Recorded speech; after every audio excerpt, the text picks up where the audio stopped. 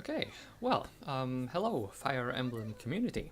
Uh, I'm not going to start making Fire Emblem videos on this channel. Just so you know, if you're only here for the Fire Emblem stuff, uh, this is basically it. Um, so I am going to, well, yeah, I noticed that Fire Emblem Fates has, well, in some cases rightly, been criticized for it, gotten some criticism, got a word properly here, for its story and the writing. And to be fair, there are some really cringeworthy supports and things that don't make sense, and the story is, well, yeah, not as good as it could have been. Uh, but oh, hello. Yeah, I'm getting to that. But first, the game I'm playing is obviously not a Fire Emblem game, and why am I showing not Fire Emblem gameplay connected to a video about Fire Emblem? Well, this is when we get to actual gameplay. It's obviously a visual novel otherwise. Uh, Also a SRPG, and I happen to think the design of the battles, the the challenges they put you in, and the variety of mission goals is really quite good. So if you're looking for an SRPG that challenges you while not necessarily being Fire Emblem and not being Fire Emblem hard, you should really give these games a look. The name of this game is Utawarerumono something something something.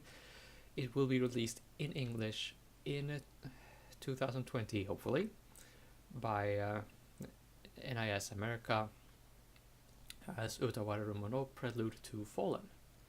There are two other Utawarerumono games out in English on PS4 and PS Vita. This game will also be available on PS4 and PS Vita when it is localized. It is already available on those consoles in Japan, so less coding shenanigans going on there.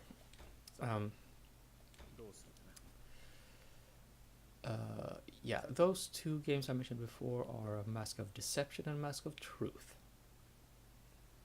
They are this game, let's call this the first season, and the other games the second season. Okay. Now, I'll just let the game do its thing. I have no idea what's going on. I don't speak Japanese, I don't read Japanese. So while it does its thing and moves us to the next stage of the game, let's talk about Fire Emblem Fates. Yeah, I need to wet my collar there a bit. So, what am I going to talk about? The silliness of the story? Defending some supports or other? Well, no, I'm not going to do that.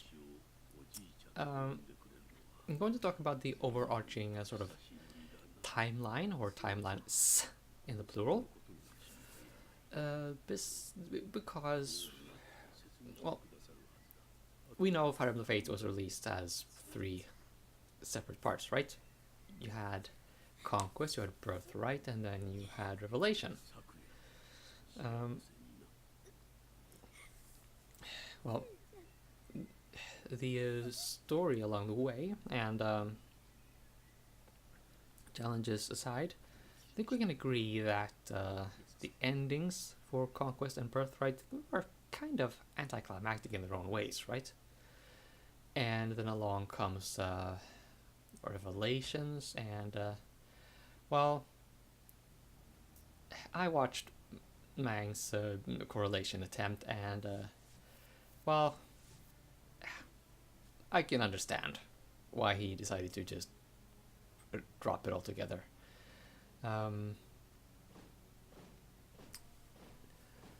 But here's the thing.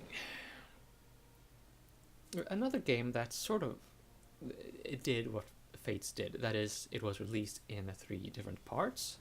Oh, hello, and here comes some actual gameplay. Okay, so I will talk about Fire Emblem first, and then, well, Okay, fuck it. I'll just talk, then I'll play this game, and you're gonna have to look at this pretty picture for a while. So, Shining Force 3 was released in 3 parts, and this is relevant how? Because there is an overarching timeline to that game as well. Scenario 1 and Scenario 2 take place at basically the same time frame, the same part of the timeline. And then Scenario 3 starts part way through the 2 previous scenarios, and then goes on past them and has a great, big, ridiculous, super satisfying final boss fight that is just epic in every way. Do watch my Let's Play of those games. There's a translation patch, and they're still working on that, but it's a system seller for the Saturn still in 2019. Now, how does that relate to Fates at all, you might ask? Well, in my interpretation, well, it gets a little complicated, since I would argue that Revelation is the canonical ending. So it's the, well, right path, if you will. But there's also the one that leads to a really climactic final boss fight and a whoop sort of happy ending.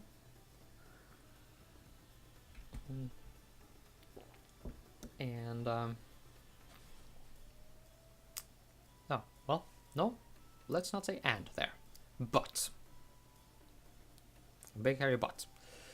The way I see it, I may be wrong, I may be overthinking this. There are 3 separate timelines going on. So, Conquest, Birthright, and Revelation, we can all agree that they start at basically the same time, right? But I don't think that you sort of need to cancel out the events of Conquest or Birthright when you play Revelation. So I would say that you need to play either Conquest or Birthright and Revelation and take those stories together. Either just the 2 parts or all 3. That's, you know, up to you, up to us all. I've played all 3. I've just gotten to the late game of Conquest, and I'm going to do Revelations after that. Not online, not on YouTube, not some kind of Corin quest or anything like that. I'm just going to play normally, not on YouTube again. Thankfully for everyone, because I'm not that good at Fire Emblem, which is one of the reasons I'm not doing Fire Emblem content on the channel. So then we have, so I would say then that we are juggling 3 separate timelines which should be taken together, which sounds pretty stupid. Okay, it's somewhat pretentious, but I mean, when you play these games, the parts that are not Revelations, the Avatar character talks a lot about how he or she is not really satisfied with how things are going, and always wishes that we could all join together and not just be at each other's throats and just, for the love of fuck, just fight the same enemy already. We do know that we all want peace. We do not want this war, so let's just band together and give this war a big middle finger. But the separate paths, Conquest and Birthright, they don't let you do that. Revelation does. But, well, okay, let's just Okay, maybe I should have said this before, actually. Um, let's just make a long story short and say that the execution of these 3 separate timelines that should be viewed together was not great. Personally, I think that if you do a story like this, just do what Shining Force 3 did. In, well, have, say, the main character, well, the Avatar unit Korn, join in Conquest. Say we joined Sander, and, well, when we fight for Nor, Sander is the main lord there, not Korn. If we play Birthright, Ryoma would be the main lord, not Korn. Right? So, kind of like Fates, in how the tactician is part of the party, but Crom is still the lord. And, well, then you have the separate parties, but different lords. I'm a little. My mind is getting a little exhausted right now. I'm tying my head in a pretzel.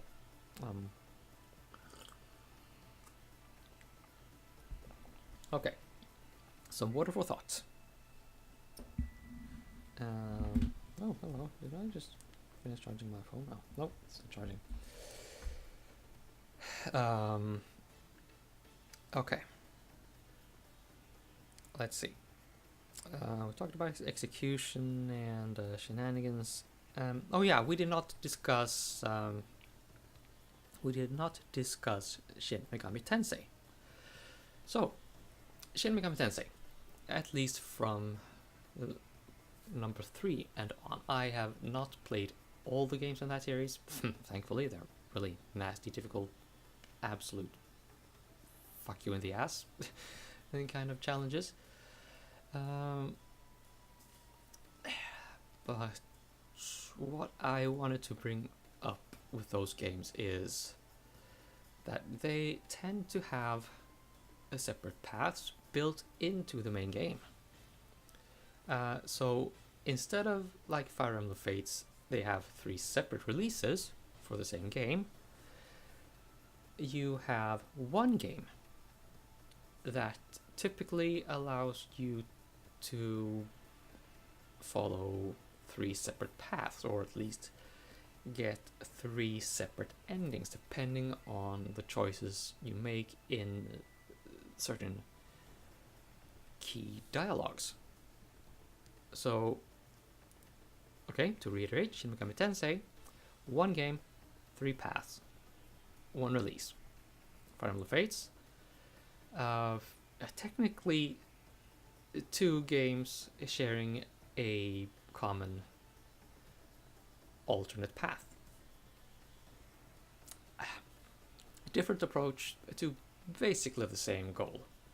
But, well, in Fates, you have the dichotomy either Nor or Hoshido, and then Valla as a sort of bonus canonical thing. In Shin Megami Tensei, you have order or chaos or neutral. And as I understand it, the neutral route is usually considered the canonical happy ending, which corresponds to Revelations in Fire Emblem Fates. So Fate is really not the first time anyone does anything like this. It's not the last, it's not unique. Although maybe it's not very common that they release separate games or just make the different paths available as DLC. we can all agree that, okay, maybe that played out as a bit of a cash grab. But as a whole, I think that the overarching idea that you can have separate paths following the same sort of events. I mean, it's not in itself bad, but as we've seen, the execution can be really bad. Okay, but let's actually show you why I wanted to introduce this game to the Fire Emblem community. So that is all I had to say on Fire Emblem Fates. Anyone who just wanted that and who give no fucks about this game, you can go watch something else now. All the rest of us, stay tuned.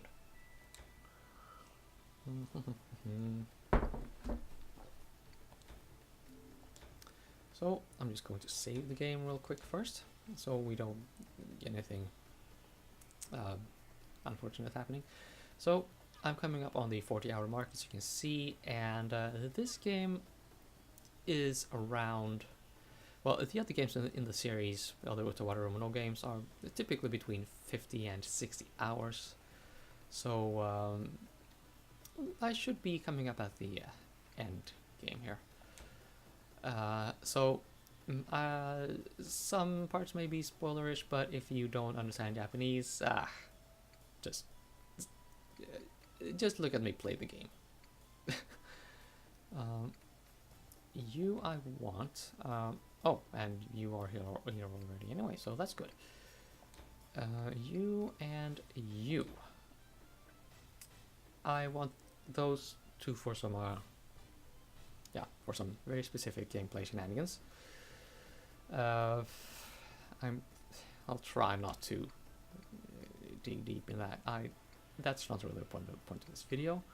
Let's see, you two I brought to the previous fight. You may even have something funny going on with the other guy. You know, she would be really fun to show, actually. But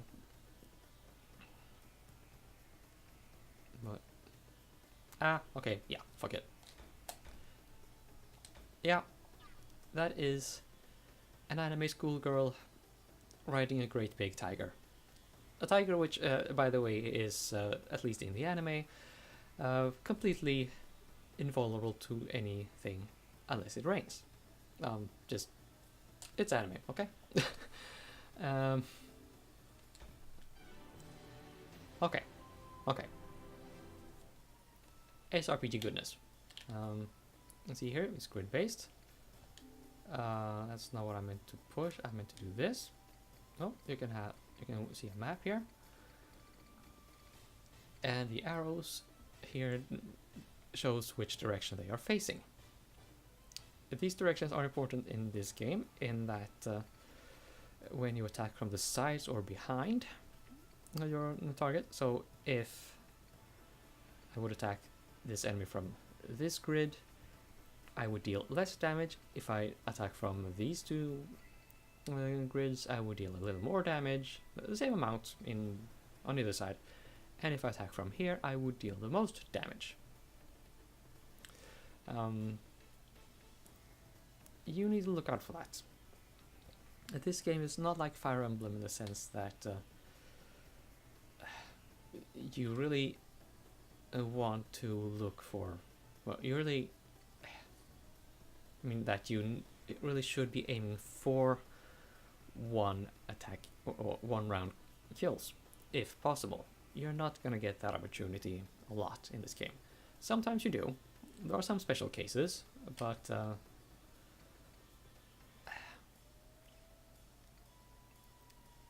this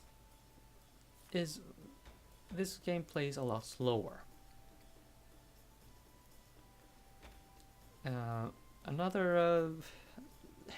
One problem that I actually get from this personally is that I never actually notice that I am in heap of trouble until I'm basically 2 turns from a game over, or 2 moves from a game over. That's not fantastic. Let's see. So obviously we are aiming for something up here. Doesn't really say, but you do get a very varied amount of. Well, you get different, a big variety of, shall we say, end goals. Oh, hello, there's one of those. Ah, maybe we'll get to that. There's a lot of gameplay to discuss here. Oh, okay, wow. I was controlling you. I was hoping she could get one of those X's around this guy. Well, we'll see. This, by the way, is our only healer. She is not very fast. She doesn't have a lot of defense. Be very careful with her.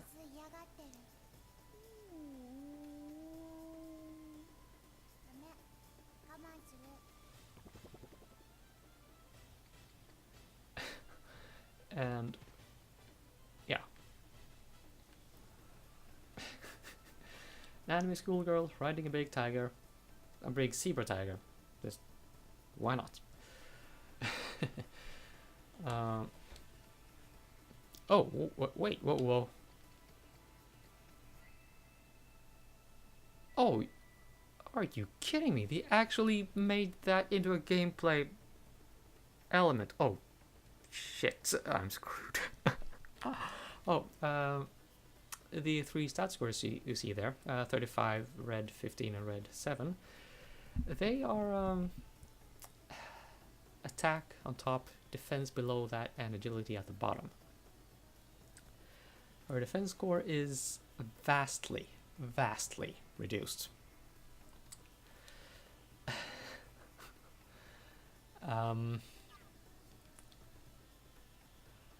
I was not expecting that. That's gonna be a complication. Ah. Okay, this is interesting. Who do you cooperate with? Ah, okay, with that lady. Then this is not very interesting.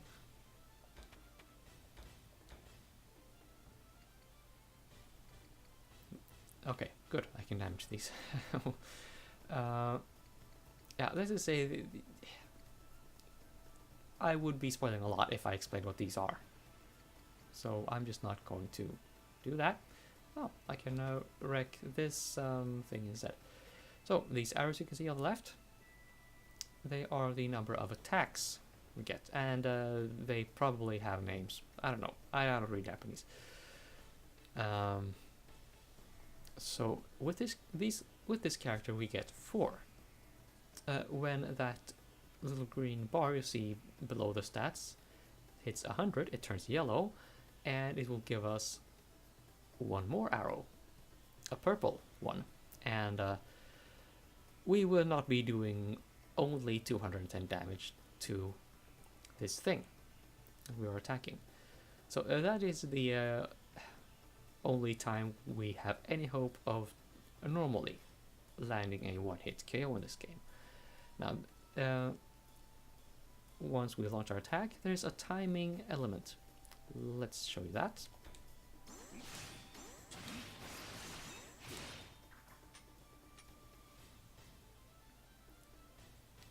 Okay, well that failed. Still destroyed the thing though. But if I would have hit the circle button on the right, well, at the right time, and when that circle drew to the center and just shrunk and stuff, I would have gotten a green icon to the right of the attack arrows, and I would have gotten all 4 attacks. Oh wait, let me just turn around like so.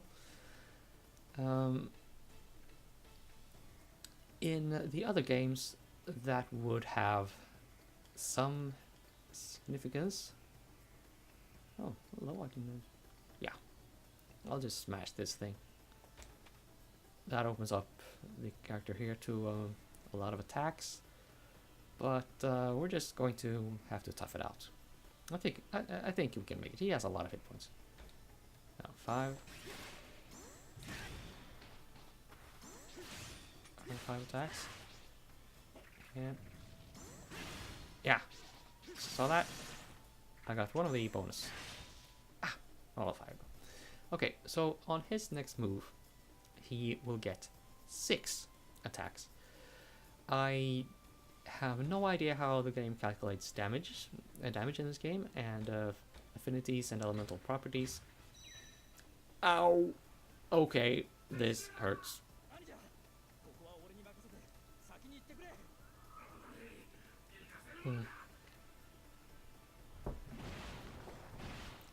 Ow.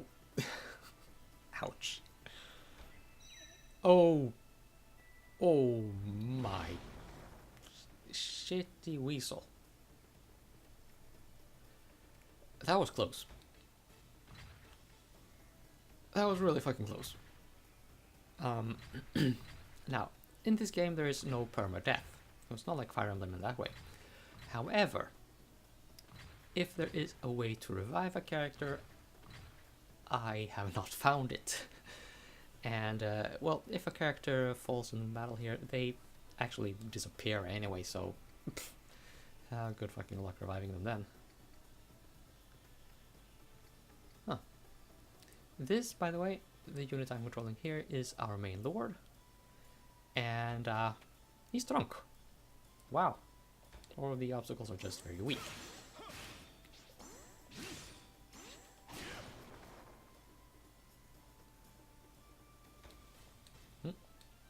Okay. So that was fun. Okay, Toka, what can you do? Oh, wait, look at this. Look at this. So what we're doing here is a co-op strike. I think she's cooperating with. I think she's uniting here with the tiger riding girl, but she might also be working with the guy on the left, on the green lizard chocobo thing. But 187 damage to these guys, not to be sneezed at. We're taking it. Let's go. Ah, yeah, that's the tiger riding girl.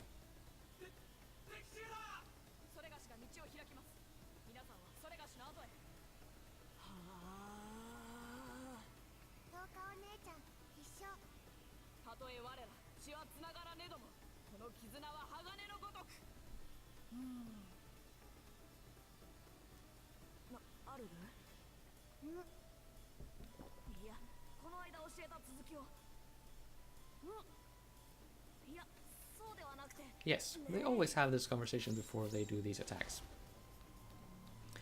And yeah, the animations are not fantastic. Spectacular, noisy, I suppose.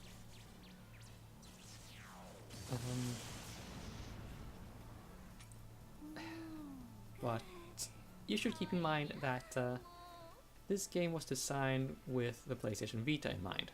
Well, in part. But actually, this game was first released on the PlayStation 2. And not a lot of people know that. Or actually, was it released on PC first and then ported to PlayStation 2, and now it's been remastered to PS4 and Vita. Well, anyway, basically, I think that the display resolution we're seeing internally here is not even 720p, actually. So the flip shot of that is, well, you know, we're not getting any slowdowns anyway. Is it bad? I want to heal, but holy nuts, are we going to see some absolute horrific murder here if they start attacking this healer. Okay, she gained 37 experience points, which is the red bar under her character portrait, not the green one, mind you. Ooh, small damage, not great. Yeah, come on, skip.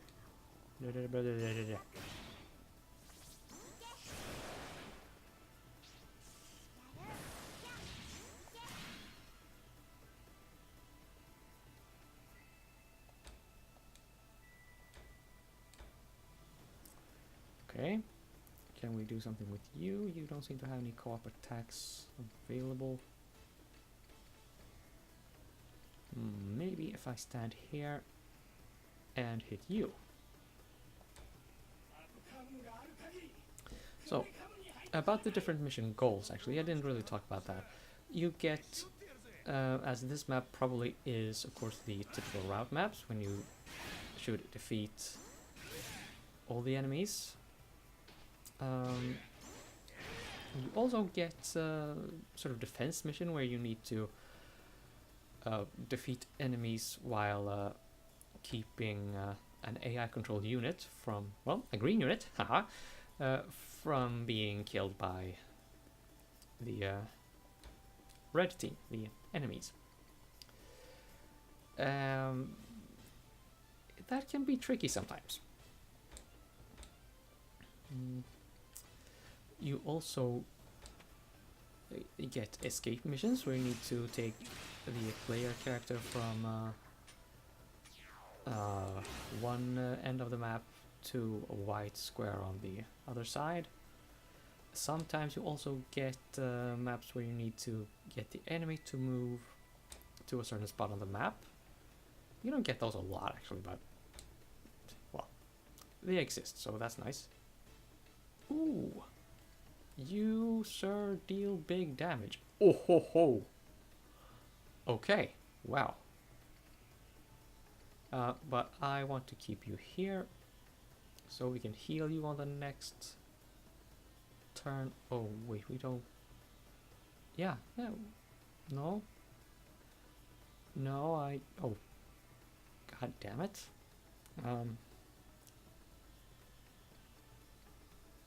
Okay, we'll do this.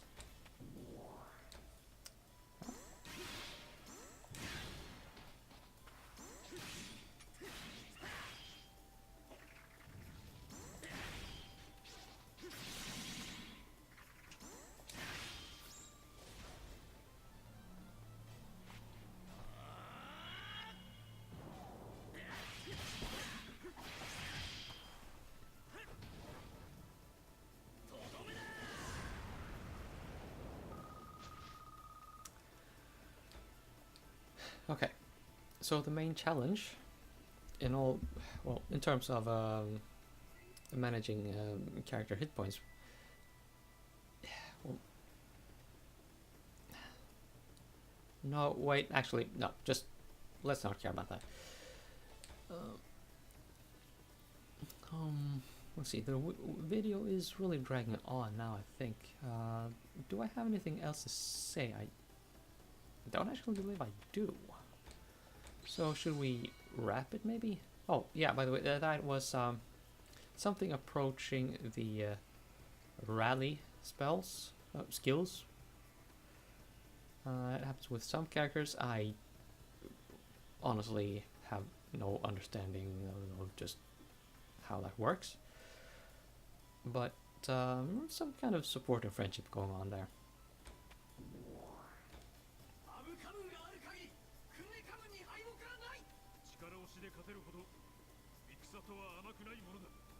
Yeah. Word.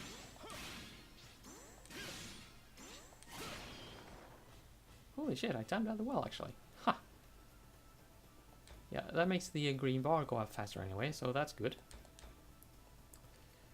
And you can kill this thing. Well, that would be great. So,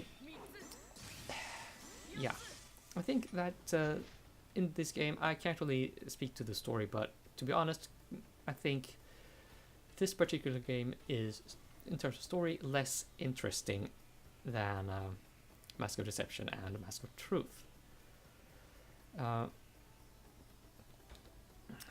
So, yeah, the what I think this game is really good at is the battle design and the mission goals and how they are shaken up every so often. Oh, hey, you shot me and you poisoned me, you absolute nasty little thing. Okay.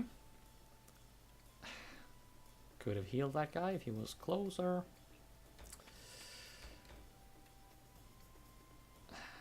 Okay. Can I just destroy this thing instead? Yeah. I'll have the Tiger Girl smash this into separate turns. And then it'll be Righteous Rain. Oh yeah, that was another thing I didn't mention. In some maps you can get the goal to sort of stall the enemy and then move away from a certain part of the map, and then something environmental happens. You know, it is really varied, and I think those who play Fire Emblem will appreciate at least that part of this game series. There is an anime tie-in, but it's basically the exact same thing you see in the game. So, well, I mean, good luck if you go out to look for the anime. I think it's reasonably easy to find if you are in the United States. It's a lot harder if you are in the European Union, but it was released in our DVD region.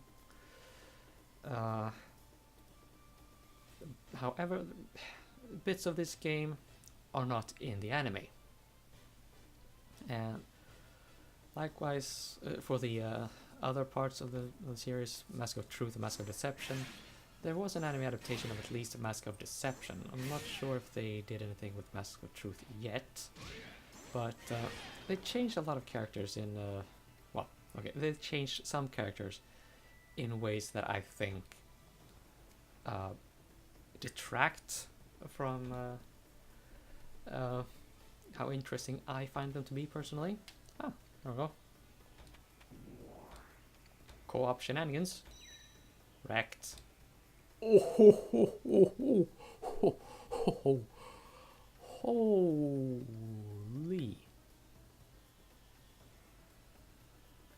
Wow. Okay. You know what? Basically, TLDR, I like this game. I like these games. I think you should try them too if you play Fire Emblem and appreciate map design.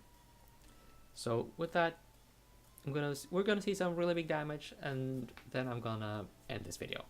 And wow, this video's gone on for really quite long enough already. Over and out.